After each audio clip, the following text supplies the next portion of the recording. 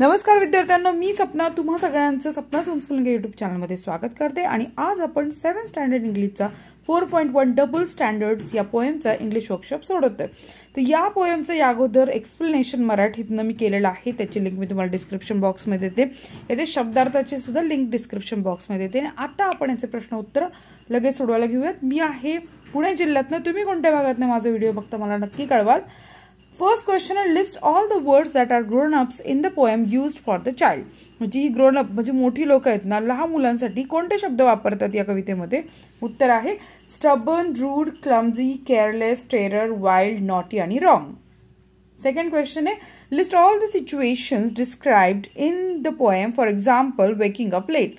जसं की अशा सिच्युएशन सांगायच्या जसं की उशिरा उठलास, अशा प्रकारच्या काय काय सिच्युएशन दर्शवलं इथे। First, waking up late. Second, say no to something. Third, raise your voice. Fourth, breaking something. 5, doing something wrong. And 6, quarreling with your friends. With friends. Third question आहे find the antonyms of lazy, rude आणि firm, careless, wrong. तर उत्तर बघा, lazy चा antonym आहे active, rude चा antonym आहे polite, firm चा antonym आहे soft, केअरलेस अँटोनिम आहे केअरफुल आणि रॉंग चा अँटोनिम आहे राईट। तर हे अँटोनिमचा अर्थ आहे विरुद्धार्थी शब्द।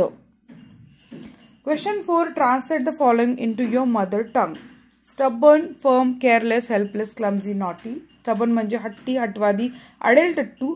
फर्म म्हणजे दणकट, अविचल किंवा दृढ। केअरलेस म्हणजे निष्काळजी, क्लमझी म्हणजे अजागड, वेंधळे, नॉटी म्हणजे खोडकर।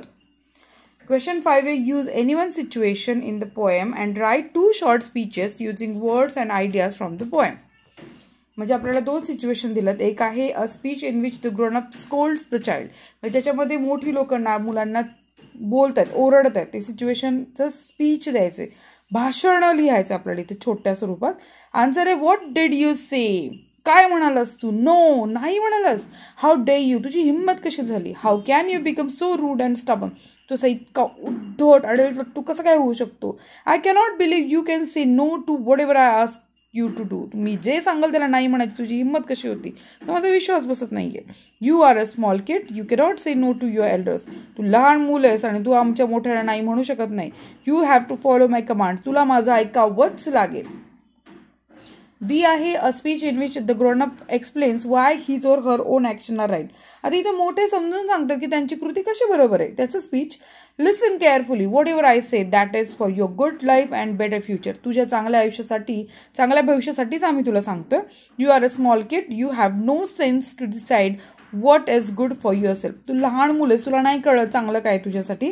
Wien ever we say no to you it has some reason behind it, आम्ही जेव्हा तुला नाही म्हणतो ना त्याच्या मागे काहीतरी कारण असतं। You cannot compare your behaviour with our behaviour, तू तुझं वागणं आमच्या वागण्याशी कम्पेअर नाही करू शकत आहे। We are elders so we know better than you, आम्ही मोठे आहोत, आम्हाला तुझ्यापेक्षा जास्त कळतं।